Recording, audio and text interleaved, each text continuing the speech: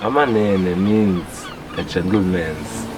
Why people call us Amanene? Just because of our music, because of the way we sing, because of the way we love.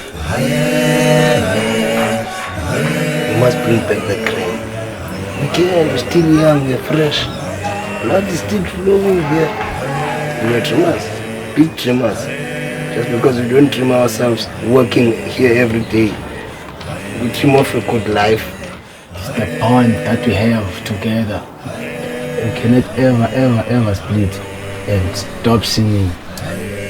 Nobody can stop us. Because we're gonna keep pushing and pushing and pushing and pushing and pushing and pushing until God comes down.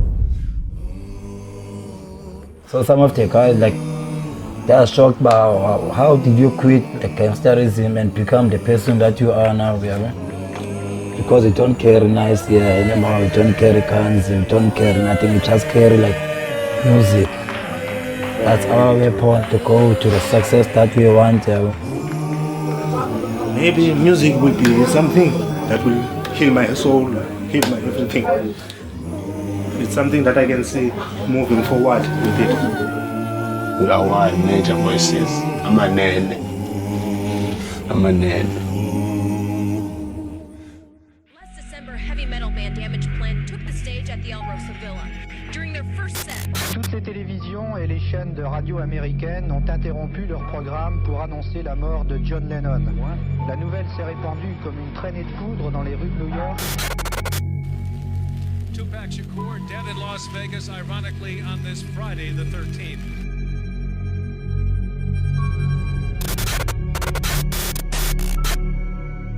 All right. Bonsoir tout le monde, bienvenue au podcast du crime. À mes oreilles, assis ici Alex. Aujourd'hui, en compagnie de mon très cher et non chauve, Papy Joe. Oui, c'est vrai, je commence à avoir des cheveux. Tu m'as jamais vraiment vu avec des cheveux, hein? Non, on te découvre aujourd'hui que tu es un intrus à travers les chauves, toi aussi. Je suis pas. Je l'ai toujours dit, je me rase la tête par choix. Ah oui. Je m'identifie en tant que chauve. Je suis fatigué. Comment tu vas, mon papy? Je sais pas. Moi, Ancien coach de boxe. Ancien coach de boxe. Il me semble que hier, c'était la rentrée scolaire. Là, j'ai cligné des yeux, puis là, on est rendu au mois d'octobre. Ouais, déjà, hein, c'est fou. Ça a passé vite. vraiment extrêmement vite. C'est ce qui me fait penser, il va falloir aller réveiller Green Day.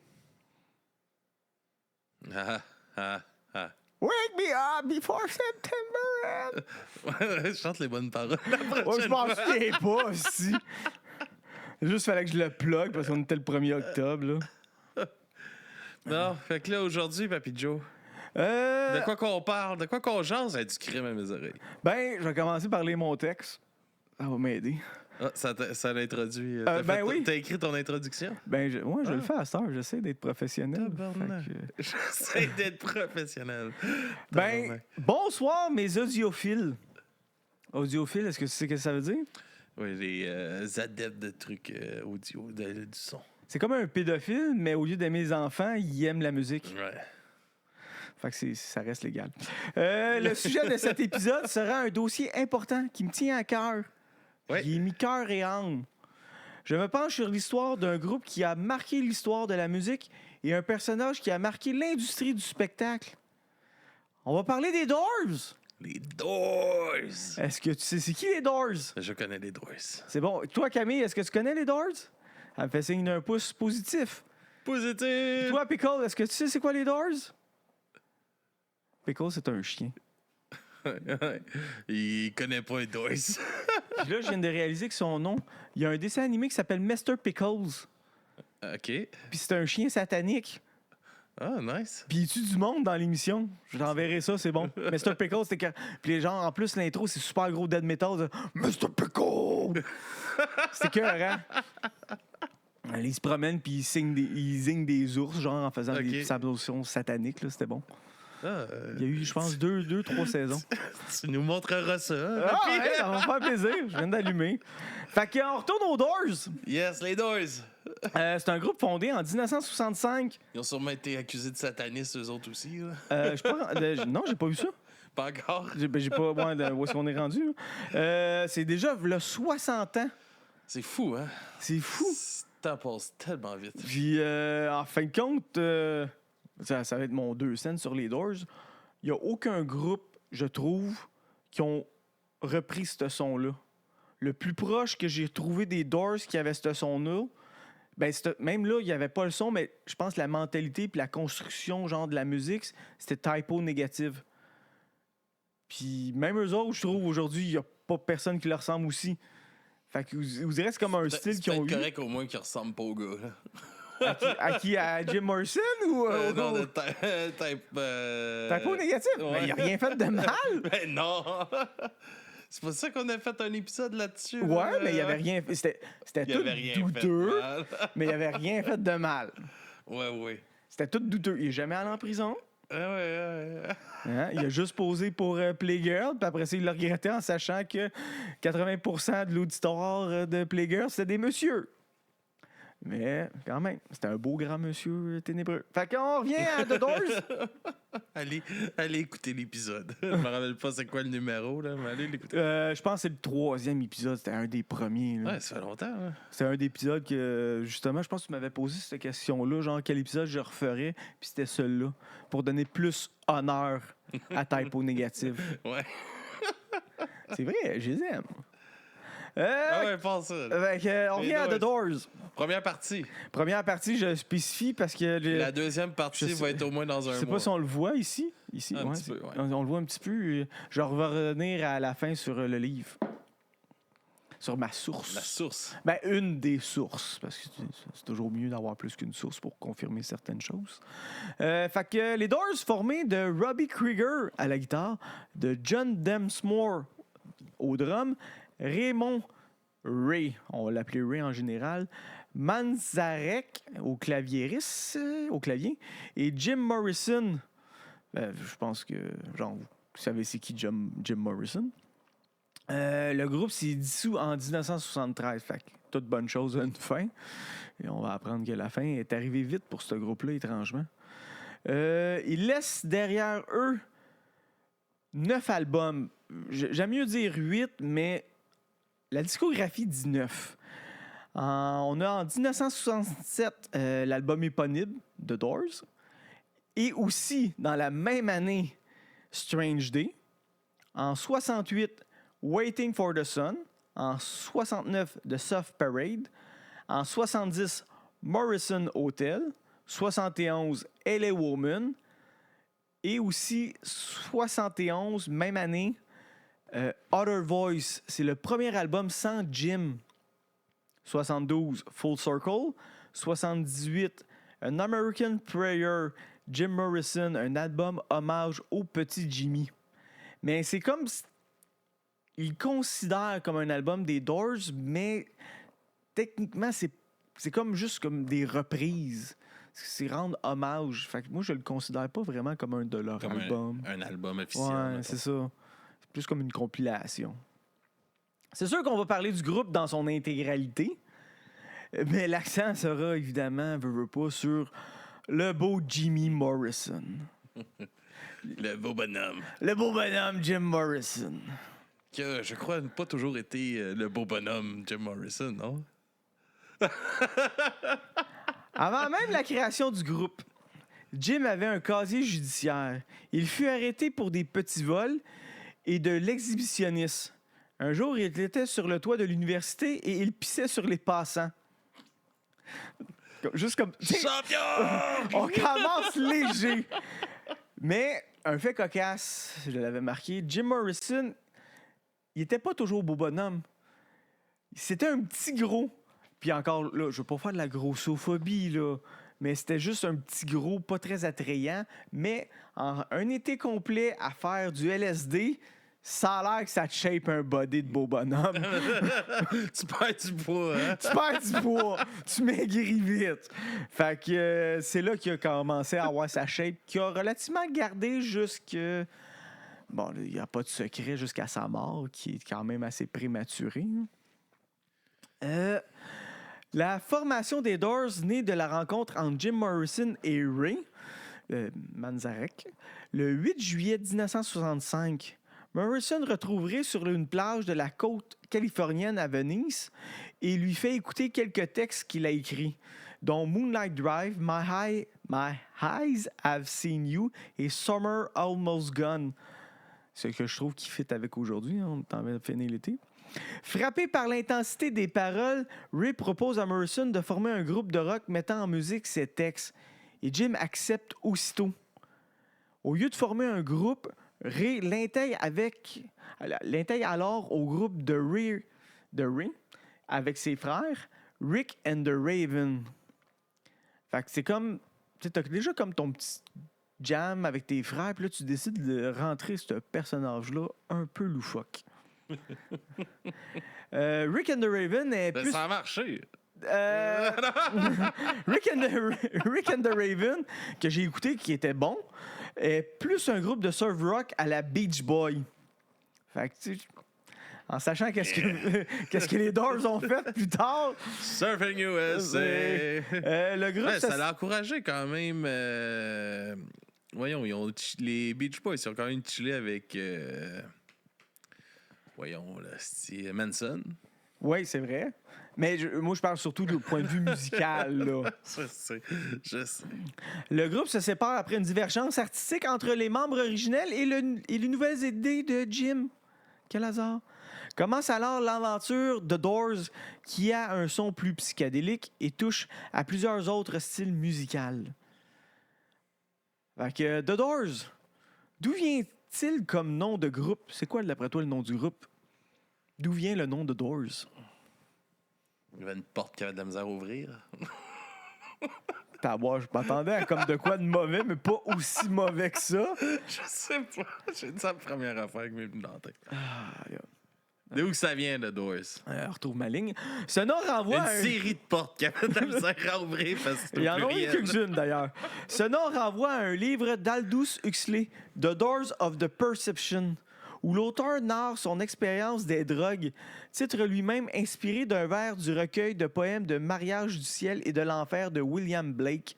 Si les portes de la perception étaient purifiées, toute chose apparaîtrait à l'homme tel qu'elle et est infinie.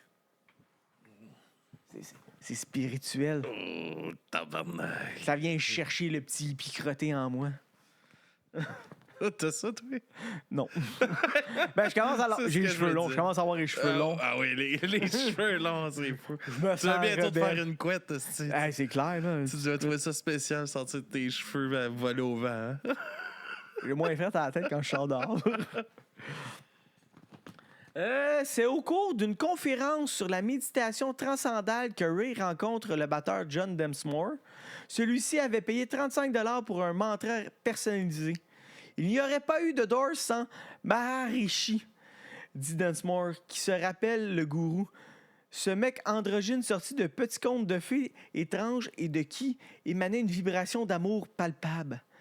John, alors batteur du groupe de Psychedelic Ranger, impressionné par le charisme de Morrison et le potentiel commercial de ses textes, rejoint The Doors en août 65.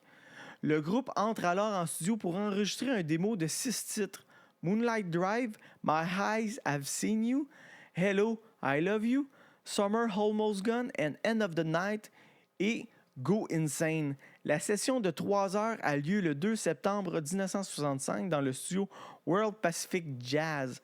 La démo est alors pressée en une poignée d'acétate que le groupe utilise aussitôt pour démarcher auprès des maisons de disques, mais elle n'a jamais été éditée sur disque vinyle. Les acétates, ils amenaient ça avec leur projecteur, là, puis les passent. Une minute, j'allais l'expliquer, c'est quoi les acétates. Arrête de passer les étapes sur le disque vinyle ou cassette audio. Là, quand on était à l'école, là, avec le reste de projecteur. L'acétate, puis là, oh, des choses, puis là, il écrivait dessus. Non. Tu sais, vos partitions, là. C'est ça. L'acétate audio est comme une grosse bobine de film, mais pour musique. Tu sais, les grosses bobines de film là, qui tournaient, là, c'est la même affaire, mais c'est audio. Un peu comme si vous avez écouté notre épisode avec Dr. V, qu'on enregistrait à Rouyn-Noranda. OK, oui. Lui, il enregistre tout en analogue. Ok, Puis fait que c'est c'est là-dessus. avec ça, puis une esti de bébête. Allez voir ce podcast-là. Ah, ok, ça doit être un C'est esti une heure, une heure qui répond à aucune question. C'était parfait. Il savait contourner le sujet. Non, je pense qu'il faut que tu le prennes de même. C'est un peu... tu sais, je le décrirais comme le Jean Leloup de l'Abitibi. là. Ouais, de Rouyn-Noranda. OK, mais de l'Abitibi, là, pour de vrai, man, c'est un... Je sais pas, c'est un esprit libre, là. Il part, puis il raconte des histoires, puis il passe d'une histoire à l'autre.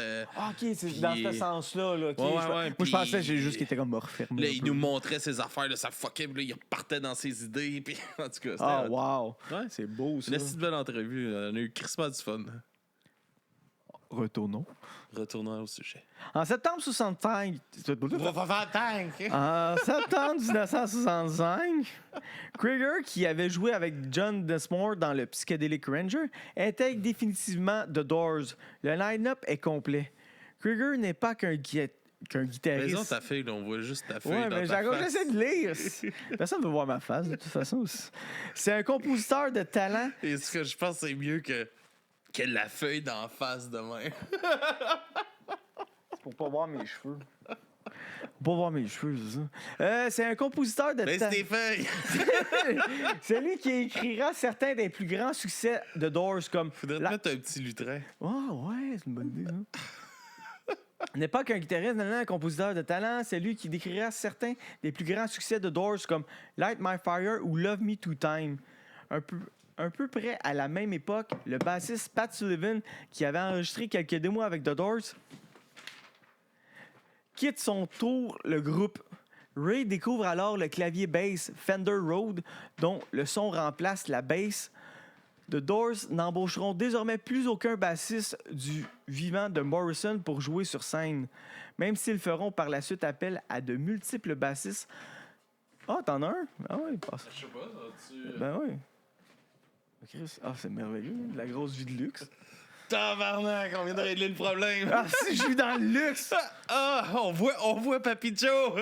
Je me fais, ah, Chris, avoir su, je Chris, m'aurais tu te mets peigné. beau de même, faut bien qu'on te voit, quand même. Ben oui. En plus, ça va être facile à pitcher. Fait que les Doors n'ont jamais réellement utilisé de bassiste. OK. Parce que tout le monde sait qu'un bassiste, ça sert à rien. Non, on a pas besoin de ça, voyons. Un bassiste, ça sert à rien. C'est mes préjugés musicaux que j'aimerais remettre une fois de temps en mais- temps. Quand tu tombes sur un vrai bassiste, pas un recyclé de guitare à la bass, là. Ouais. Asti, Mais c'est beau la bass. Je te dirais, c'est à cause, c'est ça. Il y a bien des. La façon qu'il enregistre ou qu'il réalise, là, genre. On dirait que tu l'entends jamais. Ben là, ça dépend, là. Ben, c'est ça. C'est parce que c'est ça, justement. Je te dis, c'est parce que t'es pas obligé de suivre la guitare là, à la bass. Ouais. Là. Tu peux faire de la mélodie aussi. ça, tu peux aller même chercher si autre t'es dans, chose, dans là. le rythme. Puis c'est là que tu l'entends puis tu le remarques. Mais Mais ouais, c'est sûr que si ça suit les accords de la guitare... c'est ça, c'est comme perdu dans l'lag un peu. Parce que deux groupes que je trouve qu'on remarque beaucoup la bass, c'était Iron Maiden. Puis tu voyais avec ses doigts, là, c'était magique. Puis un groupe que j'ai découvert cet été en allant à l'Underground, Beyond Creation. Ouais, J'ai écouté leurs albums, puis la bass, tu l'entends bien. Là. Ouais, Prius... Ouais, mais Prius, c'est à cause... Ouais. Prius ou Prius? Prius? Non, je pensais Primus que tu parlais. Primus. Ouais, Ouais, Primus, c'est ça, pour ça. excuse-moi. Les autres, la bass, c'est vrai, elle slap, là. C'est Et bon, là. c'est- C'est funky. Rancid, man. Rancid, la bass, c'est bon dans le tabarnak. Ah, je me souviens pas de ça, je me souviens pas assez de Je ça. vais te montrer ça après. On va te montrer ça. OK. On retourne à The Doors. Je vais te montrer Dr. V aussi. On va voir. OK. Pendant l'automne de 65, les membres du groupe démarchent plusieurs maisons de disques et en octobre finissent par séduire Columbia, avec qui le groupe signe un contrat d'essai de 6 mois. Résilié avant terme, non sans avoir obtenu en décembre que la maison de disques accepte de payer le clavier bass Fender Rhodes de Ray. Fin février 66, The Doors auditionne dans un bar de Los Angeles de London Fog, où ils commencent à jouer immédiatement 4 nuits par semaine, puis 6, à raison de 5-7 par nuit, jusqu'au début mai. Puis ils décrochent en mai 66 un nouveau contrat avec le Whisky à Gogo, un autre bar branché de Los Angeles.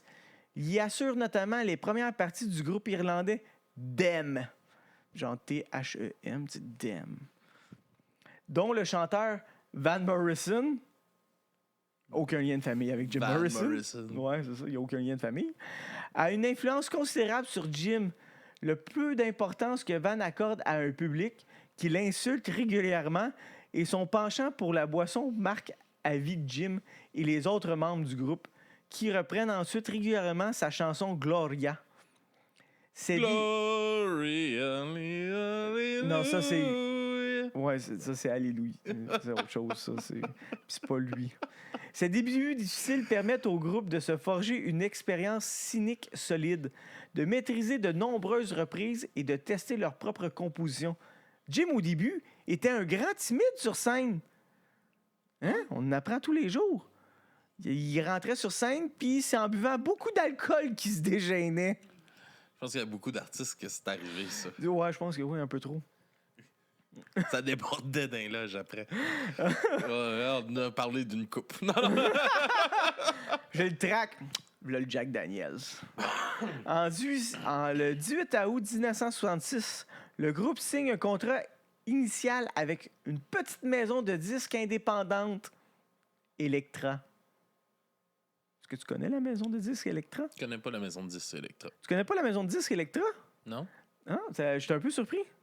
C'est quand même la maison de disques qui, je te dirais, leur premier gros groupe. Je l'avais, je m'en souviens pas c'était lequel, mais c'est pas avec lui qu'ils ont fait le cash, c'est avec The Doors. Avant, c'était juste comme une maison de disques qui faisait des chansons suédoises, genre sur des singles, puis ils vendaient ça. Puis là, ils commençaient à s'expansionner. Puis c'est le Jack Holzman, le propriétaire. Et les Elektra Records, au début, qui sera suivi en novembre d'un contrat définitif. OK, on parle pas de la maison, mais eux autres, Elektra, ils ont signé quand même des gros noms comme... J'aimais ça comment tu avais espoir que tu allais décrire. Ouais, je l'avais écrit, mais ça a l'air que non. Puis ils ont signé comme les gros noms comme Metallica. Je m'en calisse de Metallica. Ça, je le sais, mais c'est que même si tu te calisses de Metallica, tu peux quand même avouer que c'est un gros nom de la musique. Ouais, mais C'est je ça. sais pas sur quel label signé. Ils ont Metallica. signé aussi Motley Crue. Ça se peut, là. Je pense que c'était Guns N' Roses. C'était signé pour l'Europe, sûrement. Elektra, non, c'est ici. Ouais. Ben non, c'est ça, je te dis. Ils faisaient des vinyles de petits groupes suédois qui vendaient aux États-Unis. OK, c'est les importateurs aux États-Unis. Ouais, c'est ça, genre. Fait qu'ils ont commencé de même. Puis là, aujourd'hui, c'est quand même rendu une énorme... Mais en date, t'as pas beaucoup de groupes que j'écoute.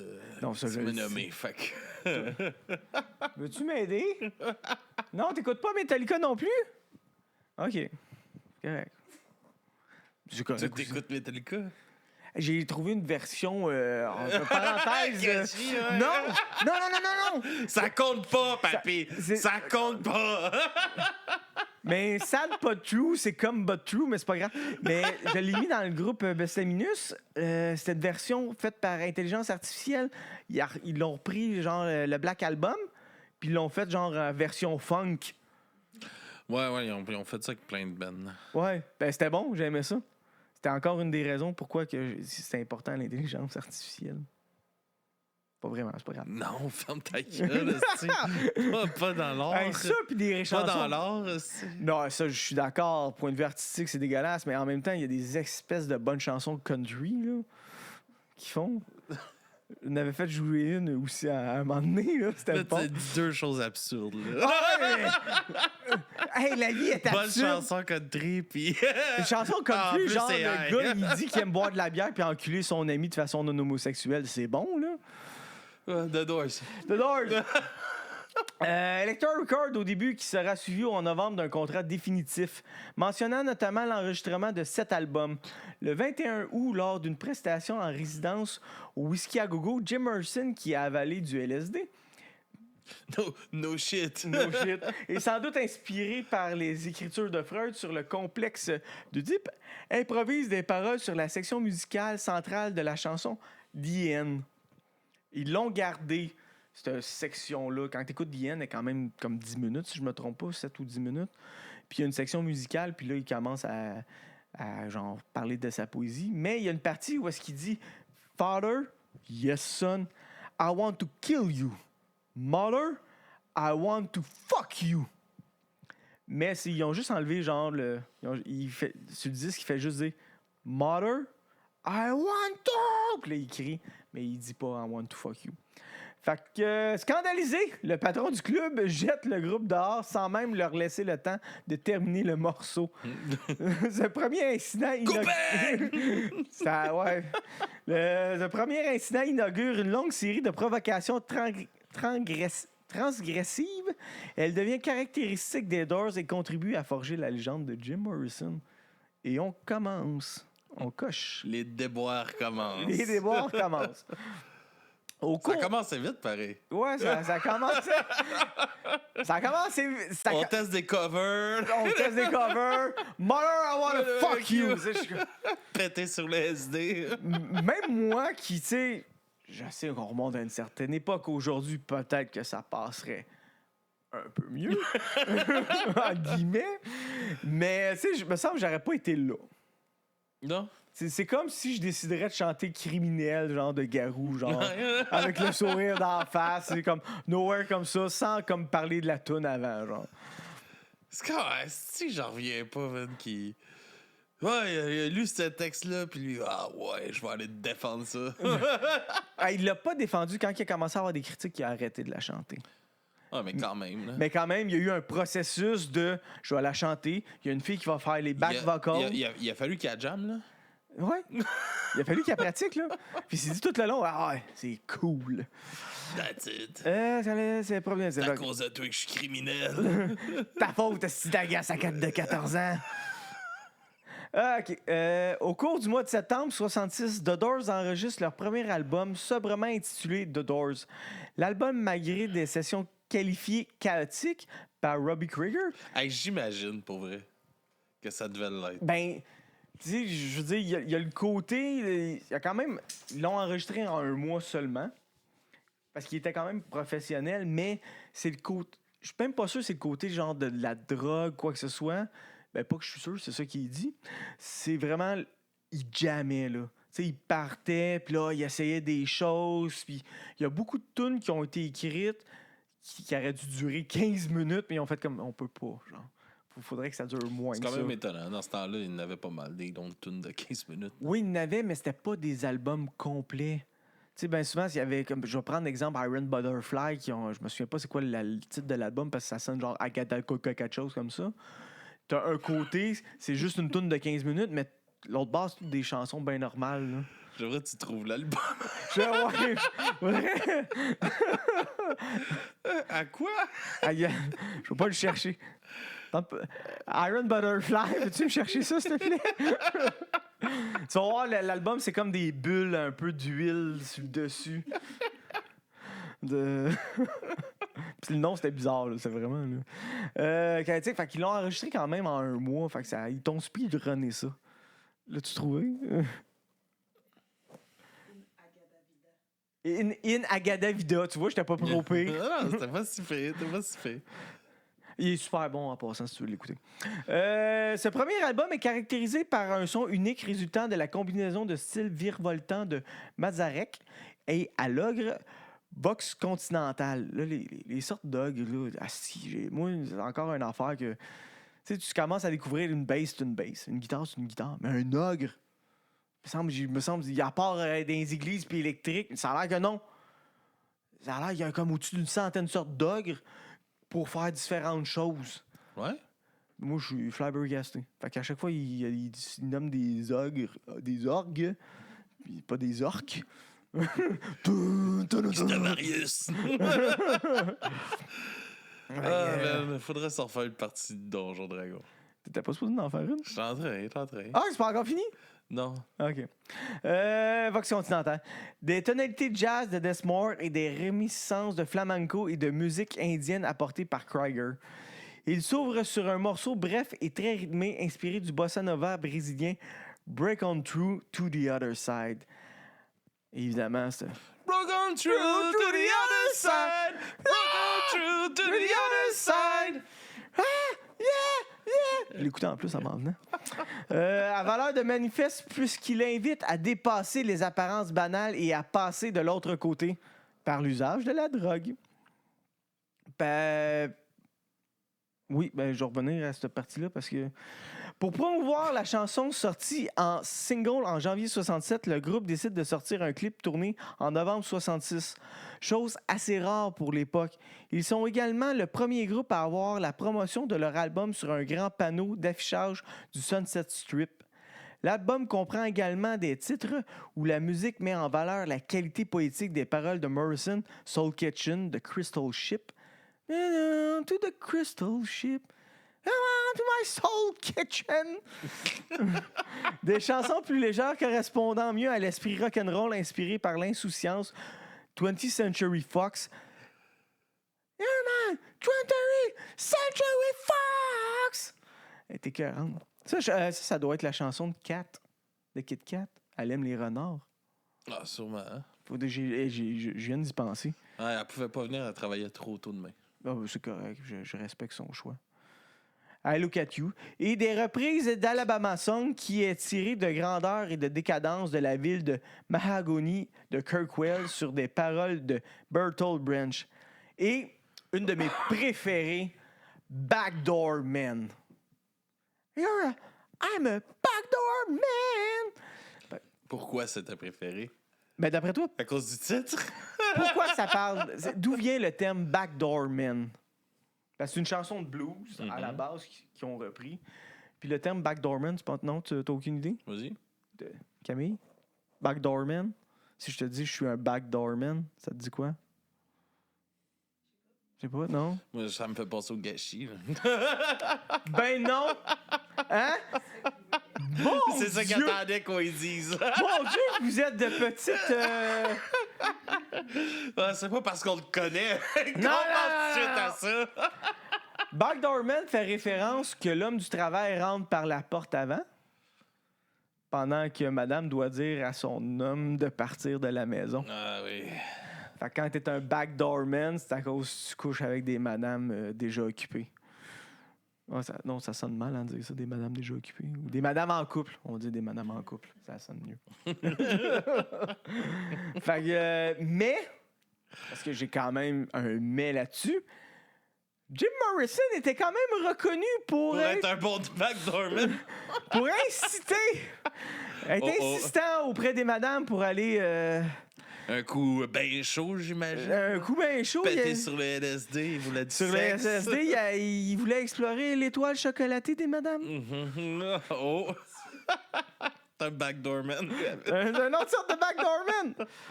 Ce qui me fait aussi à venir que plusieurs personnes... J'ai pas... L'étoile chocolatée. Vous avez jamais entendu ça? Non, c'est parfait. OK. Ben, ça fait référence à un autre album. Pas des Doors. Non, vas-y. Hot Dog Flavor and Chocolate Starfish. Ouais. Et là, et voilà. C'est ça. Est-ce que tu sais c'est quoi cet album-là? Limp Bizkit. Je pense c'est leur Limp Bizkit. 3e album, si je me trompe pas.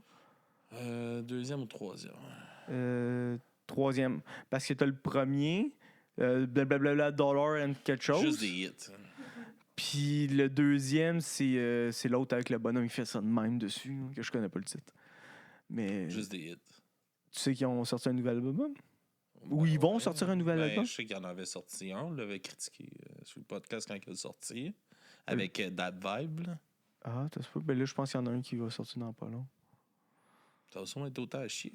Il y a des grandes chances. Mais, ce qui fait que man, ça roule à fond, là, Limp Bizkit, là, dernièrement, là, c'est que ils savent qu'il était ridicule, puis ils rient de ça, puis c'est tellement nostalgique que ça marche au bout. Ben, je vais faire ma parenthèse avec le cinéma.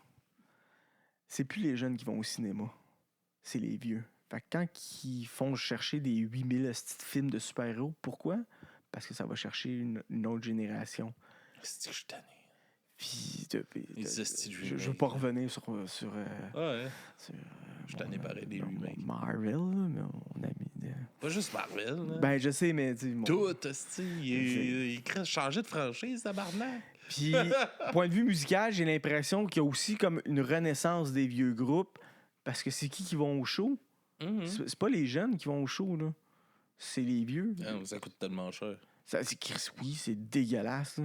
Hey, c'est quoi que j'ai vu passer? Ça n'a pas rapport avec la musique, mais c'est la WWE, genre Front Row à WrestleMania, genre qui va avoir lieu mars 2026 ou février, je suis pas trop sûr. Là. Genre 60 000 $, un billet.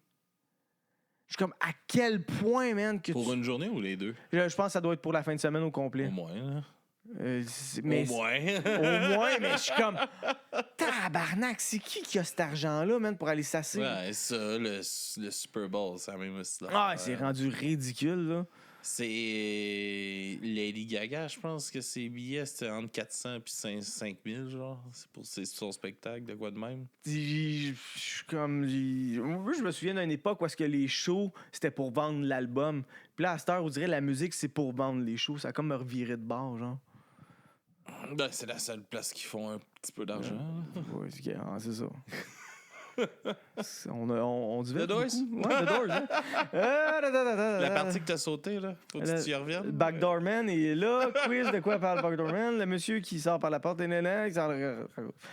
que le disque s'achève dans la longue composition de DN, dont l'atmosphère troublante s'intensifie grâce aux paroles à tour mystérieuses. Et comme je disais tantôt, ils ont censuré la petite partie que, genre, maman, je veux t'enculer.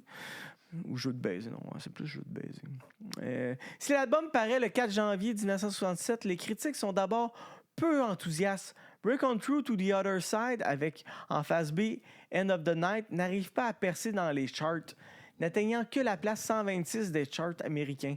Certains de l'entourage des Doors parleront de flop commercial. Au cours du printemps, Richard Goldstein rédige un article élogieux où il écrit à propos de DN. Quiconque conteste la notion de littérature rock devrait méditer sur cette chanson. Pendant ce temps, The Doors continue à se produire sur scène, principalement en Californie et notamment à San Francisco, où ils partagent l'affiche avec The Grateful Dead et The Jefferson Airplane. Moi, je connaissais juste Jefferson Airplane, Grateful Dead. Je suis allé voir, puis c'était comme bouffe, c'est ordinaire. Un Jefferson, c'était bon, ça. En mars 1967, la première performance télévisuelle du groupe dans l'émission She-Bang, c'est en playback et Jim n'est pas content. Ça se voit. En plus, ils ont enlevé des paroles. Il faut qu'il fasse du lip-sync. Et en plus, ils ont enlevé des paroles pour pas choquer le public. Dans la chanson, il y a un refrain. Dans le refrain, il y a un refrain de She Get High. Mais dans la vidéo, on entend juste She Get. Puis ça a été comme la version radiophonique après, instituée. Évidemment, on remonte en 67. Les gens étaient plus crédules pour la télévision, malgré le fait qu'ils coupent les caméras. Encore aujourd'hui. Hein? Ouais, mais encore plus dans l'époque. Non, mais encore aujourd'hui. Hein? Ils ont tellement peur de tout aussi. Ah non, je parle des gens qui regardent la télévision. Non, ouais, ça, oui, je sais, mais la télé est rendue qui a tellement peur de tout. Ouais, qui est choqué, mais c'est parce que le monde sont tout le temps choqués. Oui, il y a ça, par exemple. Ça, je trouve ça un peu triste. En fin de compte, tu vois Jim Morrison, justement, la caméra elle coupe quand il lance un certain cri, genre, quand il chante.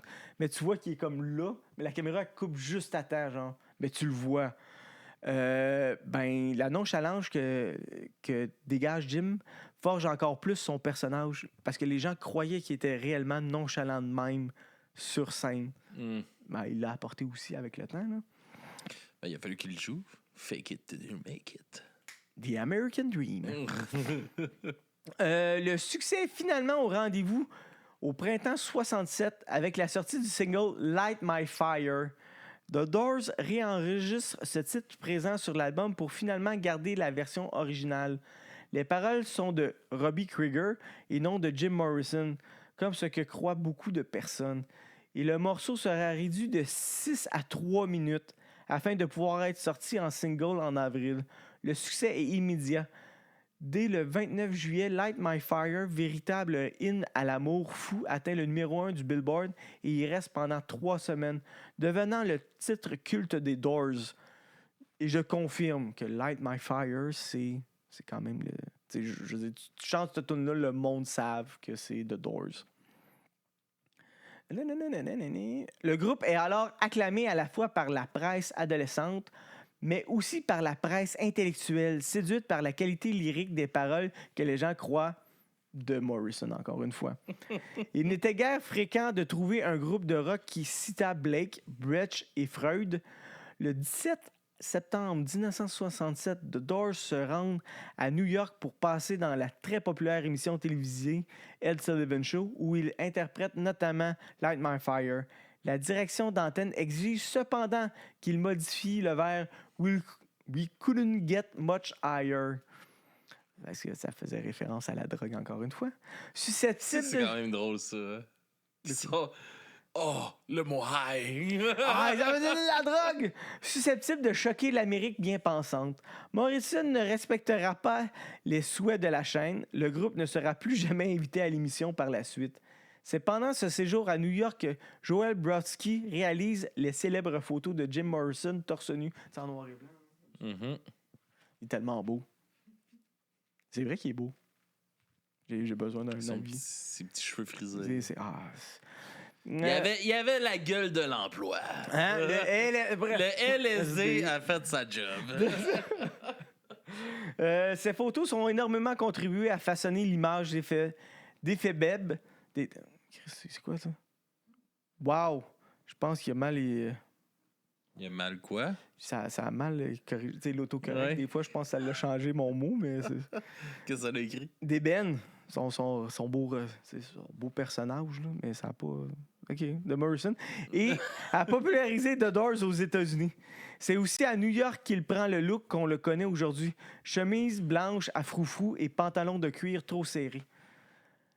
Fallait que ça moule. Fallait que ça moule, mais il a volé ça d'un autre artiste. OK. Puis l'autre artiste, en fin de compte, c'est Dandy Warhol. J'ai toujours de la misère à dire son nom. Parce qu'il a rencontré Dandy Warhol là, puis il a fourré sa photographe de Dandy Warhol là pour prendre d'autres photos en même temps. Fait que son voyage à New York a été très fructueux pour Jim Morrison. Il y a eu beaucoup de plaisir. Beaucoup de plaisir.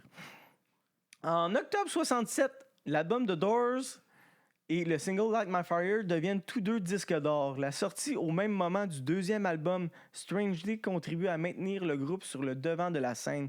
Certains trouveront ce disque beaucoup moins bon que le premier. D'autres y verront une réponse au Sgt. Pepper Lonely Hearts Club Band des Beatles. Sgt. Pepper Lonely Hearts Club Band des Beatles. C'est que l'album avec comme... Tu sais, il y a comme plein de personnes dessus. Mm-hmm. Ça a quand même... je sais pas, j'ai pas rien trouvé vraiment que c'était ça. J'ai pas vu ça là-dedans. C'était juste dans le Wikipédia qui en parlait. Puis j'ai comme... Ça me sonne bizarre d'essayer de tasser les Beatles quand c'était juste au deuxième album, là. Ouais, des fois, ça monte à la tête. Ben, ouais, mais en tout cas, il avait l'air encore un peu sobre de ce point de vue-là. Puis moi, je l'ai trouvé meilleur que le premier. Mm-hmm. Avec la description, vous allez peut-être comprendre pourquoi. Quoi qu'il en soit, Strange Day s'exprime au travers de plusieurs titres. Une sensation de malaise, de perte d'identité, de solitude qui s'accentue au fil de l'album. Ça me rejoint un peu plus. Strange Day commence l'album et Strange Day, la chanson éponyme de l'album. Ça me ressemble un peu plus. Il rapporte une idée de jour étrange, comme une histoire d'amour en perdition. Your Lost Little Girl accentue cet aspect en plus de montrer la fin de la relation tumultueuse.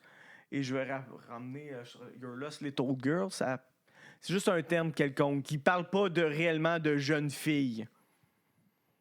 Parce que sinon, je l'aurais mis dans l'autre épisode d'avant. Elle aurait passé. Ah, il aurait passé. T'avais été vérifié, quoi, là? Oui, j'étais allé vérifier les paroles. Love Me Two Times serait comme une demande d'un amour à son amour parti et perdu. Malgré tout, le titre reste parmi les plus romantiques et célèbres du groupe.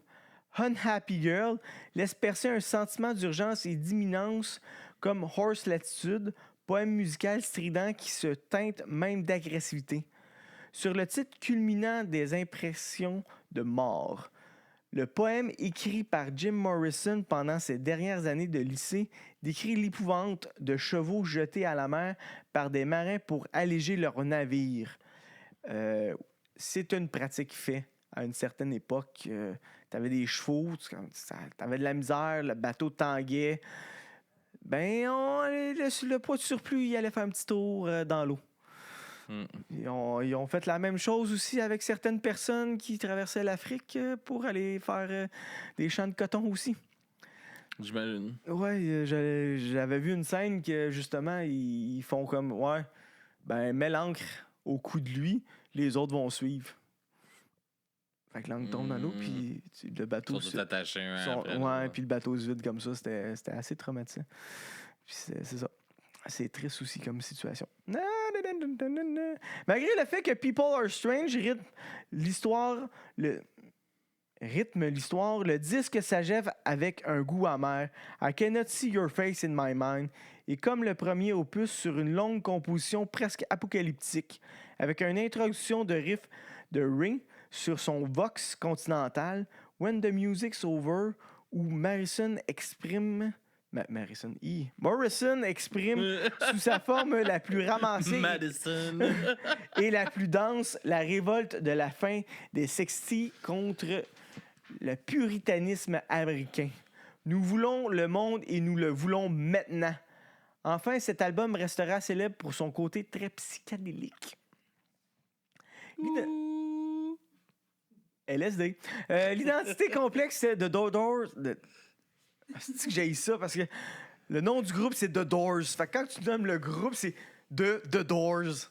Séduit des foules toujours plus nombreuses, de jeunes Américains qui se reconnaissent dans la révolte exprimée par la musique et les paroles du groupe, laquelle s'inscrit dans un mouvement plus ancien et plus général de protest song. Par ailleurs, Jim Morrison pose pour de nombreux magazines et son physique avantageux fait de lui un sex symbole aussi adulé que James Dean ou Marilyn Monroe. À cela s'ajoute sa réputation sulfureuse de drogué, d'alcoolique notoire et de poète maudit. Puis si que ça, c'est attirant. Ah, les Bad Boys, je mouille. Mais ce sont surtout des performances cyniques de Morrison qui conduisent le groupe à une incroyable notoriété. Je pense que ça fonctionne ça encore, ça, le bad boy look, aujourd'hui? Poser la question, je pensais d'y répondre, là, oui. Là. Oh, ouais? Mais oui. OK. Parce que, tu sais, il y a... Bon, je vais y revenir là-dessus. Je vais y revenir parce que ça... En parlant de mon livre, je vais y revenir. Jim, qui a étudié l'ouvrage de Gustave Le Bon en psychologie des foules, sait moduler les interventions selon le public, s'appuyer sur ses réactions, plaisanter au moment opportun. Il fait rapidement la preuve qu'il peut manipuler le public à son gré. Ainsi, le 9 décembre 1967, au cours d'un concert à New Haven, Morrison s'arrête de chanter en plein milieu de Backdoor Man. Mais pourquoi t'arrêterais pendant cette excellente chanson? Je ne le sais pas. S'asseoir sur le bord de la scène, allume tranquillement une cigarette, parce que oui, à une certaine époque, on pouvait fumer. Puis alors que le public observe en silence, à la fois étonné et respectueux, le chanteur commence à raconter que juste avant le début du concert, il se trouvait dans les douches des coulisses avec une fille de l'aréna. Un policier faisant une ronde de sécurité l'a pris pour un rôdeur mal intentionné et l'a aspergé de gaz irritant. Durant son discours, Morrison appelle le policier de petit homme en bleu dans son petit costume bleu avec son petit képi bleu. Il le compare à un petit cochon bleu. Il y a quelque chose contre le bleu, là? Je pense que le bleu est un signe de police. Je dis ça de même. Parmi les policiers chargés de la sécurité, l'un d'entre eux, qui en a trop entendu, intervient directement sur scène et arrête Morrison pour trouble à l'ordre public. Oh. Le public s'indigne, mais finit par se disperser dans le calme dans les rues de la ville où il y aura 13 arrestations additionnelles. Chance qu'on n'a pas fait ça à Montréal. Détruit Montréal au complet. Je sais pas. S'il y a juste un match des Canadiens de perdu puis ils décalissent tout. Non, mais tu sais, Exploited qui passe pas les lignes, détruit Sainte-Cat, Metallica, Guns N' Roses, détruit Montréal. Le Canadien perd, détruit tout. C'est merveilleux. Ben, Canadien gagne, détruit tout. C'est vrai. Qu'est-ce que j'ai eu ça, là, hockey? Je te suis là-dedans. Hein? Je te suis là-dedans. Ray dira plus tard lors d'une interview que les policiers ont arrêté Morrison pour être allé trop loin. Jim passerait à la nuit au commissariat de New Haven. Il en ressortira une photographie célèbre de son mugshot. Là. Le pire, c'est que c'était pas son premier mugshot, mais c'est celui qui a été le plus connu. Le 10 mai 1900... il est devenu plus quelqu'un aussi. Ouais, là, quand celui-là est arrivé, puis là, il est acclamé, toutes les femmes capotent dessus. C'est sûr que là, oh Chris, là, ça signe le côté bad boy, là. Un peu comme quand que Johnny Cash a commencé à faire des tunes de prison, puis de casser le même, mais c'est tout faux, là. Il a jamais fait de prison, de casser le même. Oh, nice. Pourtant, Chris, elle est trop loin. Ah, ok, c'est ça. Ils en ressortirent une photographie célèbre. Le 10 mai 1968, à Chicago, Morrison va plus loin et transforme le concert en émeute. Pourtant, cette virtuosité de Morrison face à la foule pouvait aussi s'exercer dans une direction radicalement opposée. Ainsi, le 14 décembre 1968, au début d'un concert à Los Angeles, il parvient en quelques phrases à désamorcer l'ambiance explosive et à ramener un calme presque complet. C'est à ce concert que le groupe donnera une des meilleures versions de la version de The Celebration of the Lizard, chanson qu'il développera... Non. C'est une joke. Ça serait malade, mais non, c'était pas ça. Développeront durant... Les Stones aussi. Mais ça serait fucking drôle. Hein. Mais semble Jim Morrison qui Celebration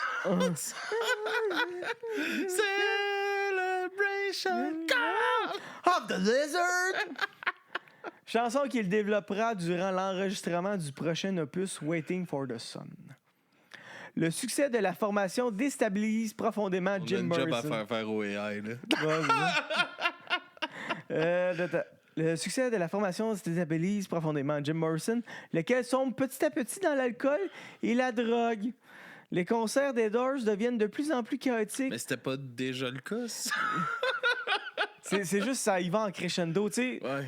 Au début, il y a accès à la drogue et l'alcool, mais c'est en petite quantité parce qu'il n'y a pas tant d'argent que ça. Là, quand tu commences à en avoir, c'est la félicité. Hein? Ouais, c'est ça. Le plus chaotique en fonction de l'état d'ébriété de leur chanteur. Il n'est pas rare de le voir s'écrouler sur scène et insulter le public.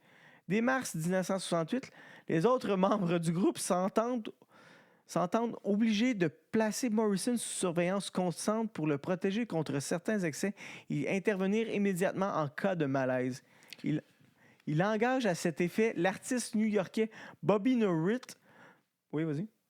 Je me demandais, il est rendu environ à quel âge, là? 68. Ah, j'ai pas marqué les âges. OK.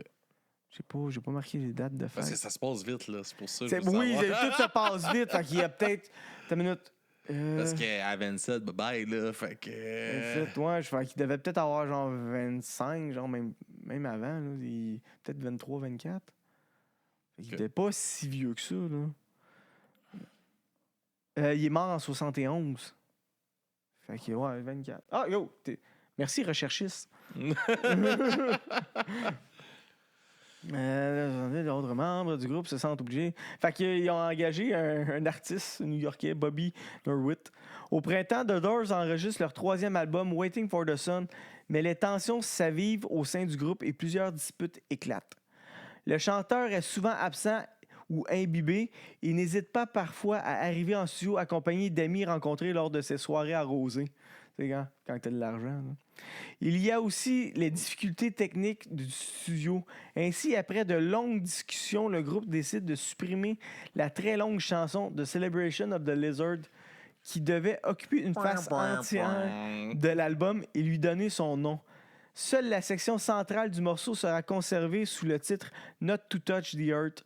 L'album change au passage de nom et devient Waiting for the Sun.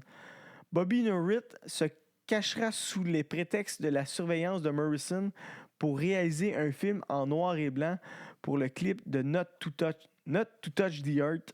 Mais le chanteur des Doors n'est pas dupe et pour s'en débarrasser, il décide de ne pas sortir Not to Touch the Earth en single avant de le virer.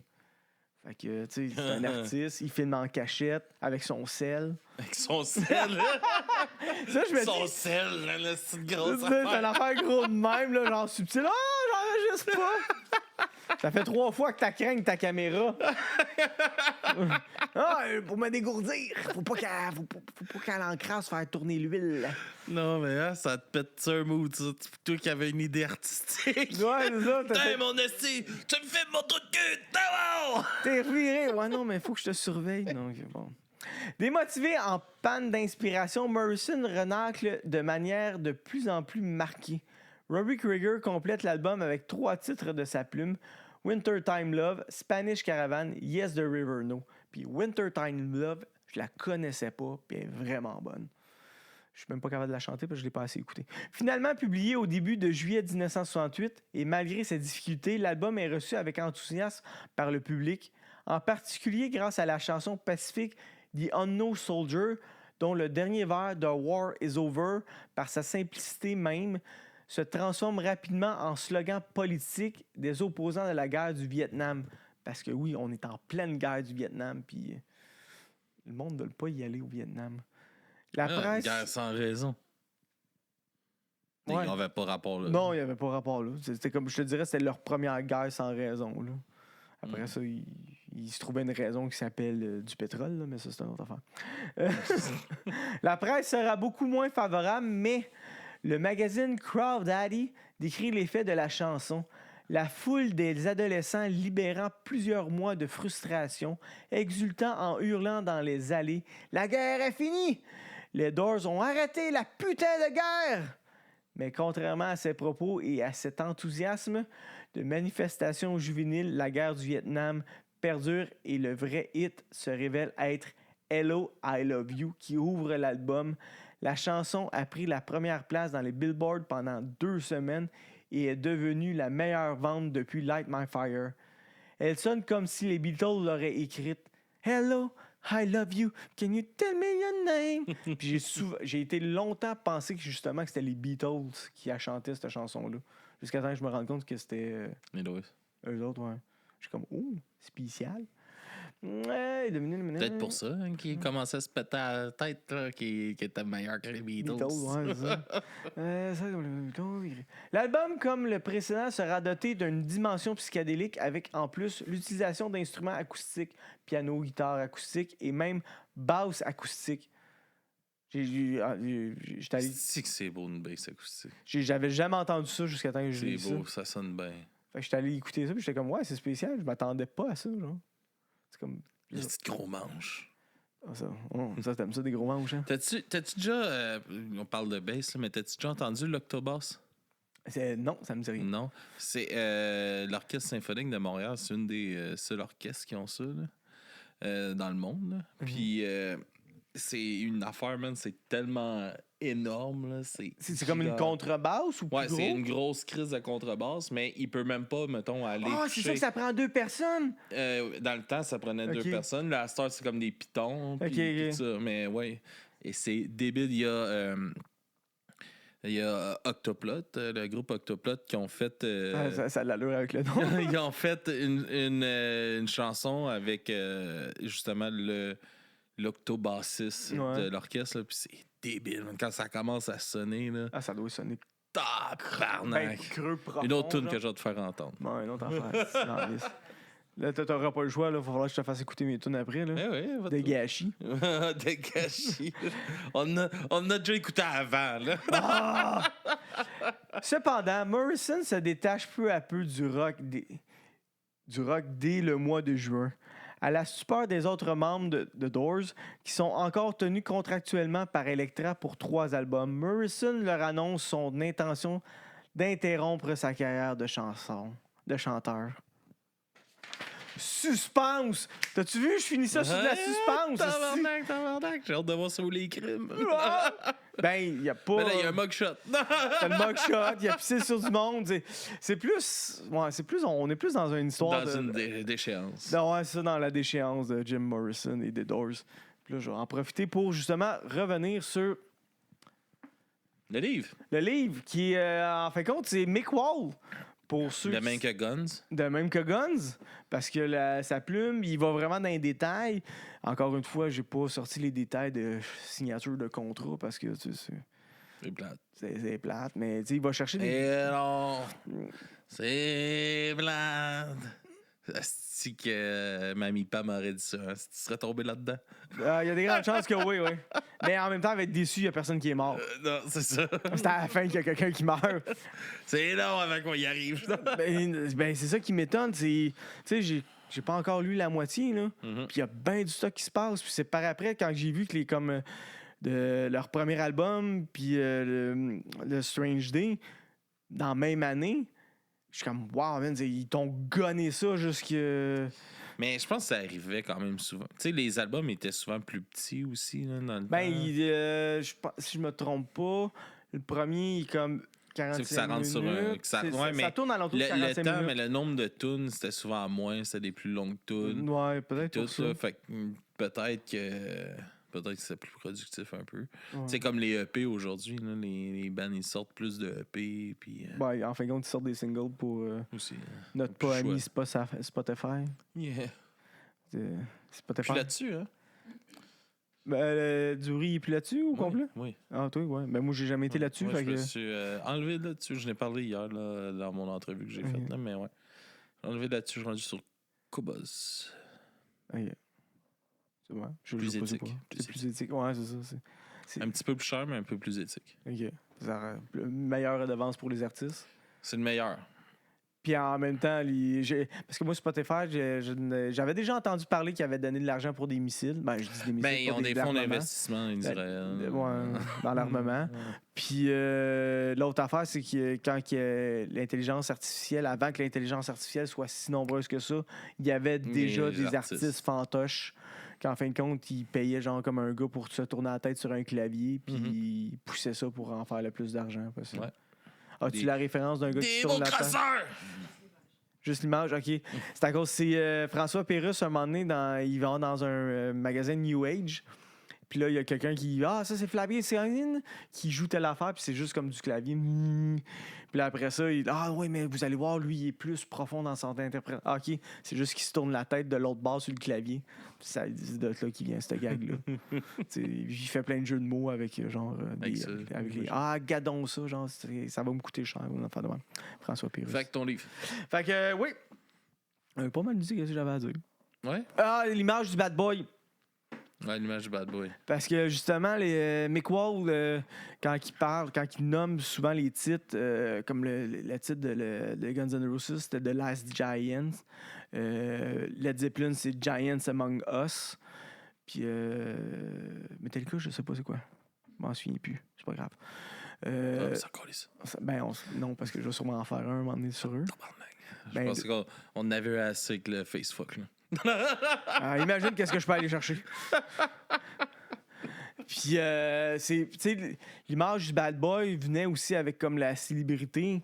Fait que je trouve, comme des grosses vedettes comme ça, selon moi, il n'y en aura plus autant. Il va y en avoir des vedettes encore, là. Mais aussi gros que ça, aussi marquant que ça, je suis pas sûr. Il y en a, je pense. Qui vont marquer leur époque? Les vedettes musicales, je pense. Ben oui, mettons, en ce moment, là, Taylor Swift, mettons. Ben, pour vrai, là, c'est une immense affaire, là. Ouais, mais tu penses... Elle va marquer, ben oui. Attends une minute, dans 10 ans, tu penses qu'on va encore écouter sa musique? Je pense que oui. Ah non, 10 ans, c'est pas assez. Parce qu'on écoute encore Britney Spears. Non, mais je pense J'écoute encore les Spice Girls. Non, mais là, tu parles de marquer son époque. Là. Ouais, mais marquer... Ça va marquer... C'est sûr et certain que ça va je pense marquer que c'est son le point époque. de vue artistiquement, ça va-tu... C'est juste qu'il n'y aura plus de succès qui vont être long terme comme c'était. Là, ouais, ben c'est dans ce sens-là. Mais il va y avoir des artistes qui vont marquer leur époque. Ça, c'est sûr à 100%. Parce que, tu sais, mettons juste elle, là, Taylor Swift, qu'est-ce qu'elle fait? Il n'y a pas d'autres artistes en ce moment qui font ça. Ah non, il n'y a pas d'autres artistes qui prennent un avion pour aller à la pharmacie. Non, mais tu sais, tout ce qu'elle fait, comment que le monde... C'est sûr qu'à un moment donné, je vais en parler de elle. Là. C'est tellement whack, là. Je vois des affaires passer, genre... les filles, en général, c'est des adolescentes, là. Mais tu sais... Non, c'est pas juste des adolescents. Ben, moi, qu'est-ce que je vois en général, c'est des adolescentes, là. Genre, sont assis dehors. Pourquoi c'est des adolescentes que tu vois? Ben, je sais pas, moi, c'est peut-être parce que... Qu'est-ce que tu fais, Papy Joe? Je veux dire, c'est ça. Ça doit être ça, leur public cible, c'est les adolescentes, là, je sais pas. Ben, je pense pas. Ou des jeunes femmes, là, whatever, là, mais en tout cas, ça va l'air jeune. Là. Puis ils sont assis dehors parce qu'ils pouvaient pas se payer genre les billets pour rentrer dans le stade. Puis là, genre, il y a une toune qui part, puis ils se mettent à brailler, genre, les trois. J'ai une amie, elle a fait un release parce que je pense un nouvel album ou je sais pas trop quoi qui sort. En tout cas, il y avait de quoi qui sortait, une affaire spéciale. Puis là, il y avait un release que tu pouvais acheter des albums qu'elle allait autographier, des vinyles autographiés, puis tout ça. Puis c'est le prix, je pense, normal. Là, OK, c'est ça, c'était un one-shot deal. Ouais, mais c'est comme une prévente spéciale, puis tout ça. Puis tu pouvais acheter ça, puis elle n'a pas été capable d'acheter, puis elle a pleuré. Fait que, tu sais, c'est comme... C'est intense, là. C'est pas juste les petites filles, là. C'est, tu sais, elle écoute des chansons, tu sais, elle l'écoute, mettons, en live sur YouTube, puis ça les fait pleurer, là. C'est n'importe quoi, là. OK, c'est ça. Non, mais ce que je veux dire... J'étais comme, c'est normal, pour moi, dans ma tête, c'est pas normal, là. C'est qu'elle touche... Ce que je veux dire, c'est qu'elle touche tellement le monde... vraiment profondément. Il y a quelque chose en crise qui se passe. Moi, ça me rejoint pas. Je te confirme, ça me rejoint pas. Là. Puis tout, mais je comprends le... Ah non, moi, je comprends pas. Je m'excuse, je comprends pas. Ouais, mais tu sais, je peux comprendre que le monde ça se rattache beaucoup. C'est vrai, elle a une histoire aussi, je pense, qui est intéressante. Tu sais, elle l'a pas eu facile là, non plus comme artiste. Là. Elle s'est fait avoir. Il a fallu qu'elle rejette tous les droits de ses chansons, qu'elle réenregistre tout. Tu sais, c'est intense là, ce qu'elle fait, puis elle le fait. T'sais. OK. Mais c'est sûr, gars, je vais sûrement me ramasser un moment donné sa biographie, genre au comptoir familial. Là. Puis je vais me gâter, là, mais c'est ça. Moi, je comprends. J'ai de la misère avec les. Mais c'est que le problème, c'est que c'est comme rendu quasiment sectaire. C'est ça le problème. Ouais, c'est ça. C'est peut-être là qu'on va aller aussi. C'est peut-être ça. On va se faire ramasser. Oh man, ça va être magique. C'est que ça va être le fun. Pour une fois que ça sera pas un vieux je me suis fait rire là, cette semaine avec mon raciste là, qui disait... Ouais, ça venait de où, ça? Ouais, de la France, là, sûrement. Là. C'est un Français. T'as un hostie de mythe au sang putride. Mais ouais, ça me fait rire. C'est encore sur notre podcast avec Laurent de Biré. Il y a tellement du monde. Tu sais, on est rendu, là, ça fait plus de 200 épisodes qu'on enregistre. Ouais, c'est ça, j'ai écrit, ça remonte à 2 ans, une affaire de même. Là, ça pop. Puis, man, le monde réagisse encore, puis il se fait... Le monde sont méchants, là. Ça pas d'allure. Ça calisse que c'était raciste. Il y a deux grandes personnes qui ont parlé à propos d'Internet. Umberto Eco, qui dit que les réseaux sociaux ont donné le même droit de parole à un imbécile qui a un prix Nobel. Parce que, je veux dire, tout le monde peut parler, là. Mais ça, c'est correct, là. Non, mais c'est une liberté. Moi, je suis pour la liberté d'expression totale, là. Fait que j'ai pas de trouble avec ça, mais j'ai pas de trouble à te traiter d'imbécile non plus, là. Ouais, mais... moi, c'est juste question... Je pense pas que personne devrait moins avoir le droit de parole qu'un autre, là. C'est pas parce que t'as un prix Nobel que t'es pas un enculé, là. Ouais, non, ben... Il y en a beaucoup de prix Nobel qui ont viré coucou en estime. Voyons non, de quoi tu parles? Non, c'est plus... Qui reste pas tout à terre, là, reviens-en. C'est plus la question... Tu me fâches! C'est juste quand je vois, genre, comme, je sais pas, comment il s'appelle? Le pharmacien, genre, qui défend quelque chose, puis là, t'as un antivax. Non, fais tes recherches! Pourquoi toi, t'as le droit de dire ça, genre? Liberté d'expression totale. Ouais, c'est ça. Je suis pour ça. Puis l'autre, c'était... J'aime bien mieux qu'ils le disent puis que je sache que c'est un tata qui se ferme la gueule puis je le sais pas. Ouais, mais en même temps, tu donnes le droit de vote à ça. Ah oui. Puis check qu'est-ce que ça donne. Ah ouais, ça a botté le cul d'aller voter, ceux-là qui sont pas pour Chris, si le monde irait voter. T'es sûr de ça? Ben, je pense que ça pourrait changer les choses, oui. Ah ouais, ok. Je suis pas aussi. Mais les taux de participation, c'est pas des. C'est pas. Non. C'est pas fou, là. Fait que. Peut-être. Peut-être qu'il fallait prendre un peu. Aller tripoter le fond du baril pour remonter. Puis l'autre personne qui a dit une belle phrase, c'est à propos d'Internet, c'est Mike Tyson. Les gens sont rendus trop en sécurité en arrière de leur clavier. Ah, ça, oui. C'est ça. Ça, oui. Fait que. Yes. Hey Chris, on a dit. On finit-tu là-dessus? On va finir là-dessus. On finit là-dessus. Papi Joe, merci. Merci pour ça. La suite dans un mois? J'ai essayé avant. Est-ce qu'on peut se dire de quoi pour la prochaine fois que tu fais une série? De Ouais. même? Avant qu'on enregistre le premier, écris-en 2.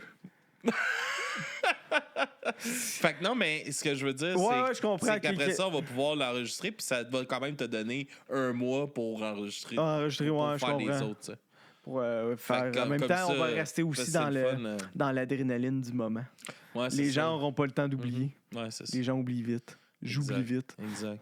Puis des épisodes Où est-ce que séparés. Des épisodes séparés, c'est pas le best. Ouais, non. Ben, je trouve des fois aussi, ça fait trop, genre. Tu sais, je me souviens quand j'ai fait Boris Vian, là, 1 heure et quelques, là. Ouf, que ça devait être pesant à écouter.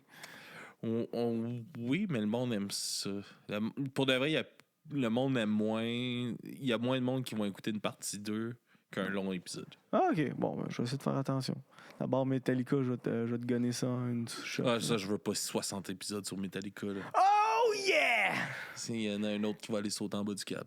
Ben, le pire, c'est que j'essayais, genre, qu'à chaque fois que j'allais faire un papy. Pas un papy Joe, mais il fallait vraiment que tu reviennes sur ta mère, hein? À chaque fois que j'allais faire un crime à mes oreilles, je voulais essayer, genre, de glisser une anecdote de Metallica à chaque fois. Bon, hey, merci tout le monde d'avoir été là. Merci d'être là pour l'enregistrement. Yes, si vous voulez nous suivre partout sur les réseaux sociaux, on est là. Si vous voulez nous encourager, Patreon, c'est la meilleure place. Si vous avez une compagnie, vous voulez sponsor, on a de la place pour faire de la pub. Place. Et je suis désolé qu'il soit plus coach de boxe. Bon, c'est correct. C'est pas que je suis plus coach, c'est que je donne plus de cours de groupe, là. C'est ça, t'es plus coach. Non, je suis encore coach. Bonne soirée tout le monde! Hey, je vous à la prochaine! Dans un mois. Non, Max, on va voir de quoi dans 2 semaines. Oui!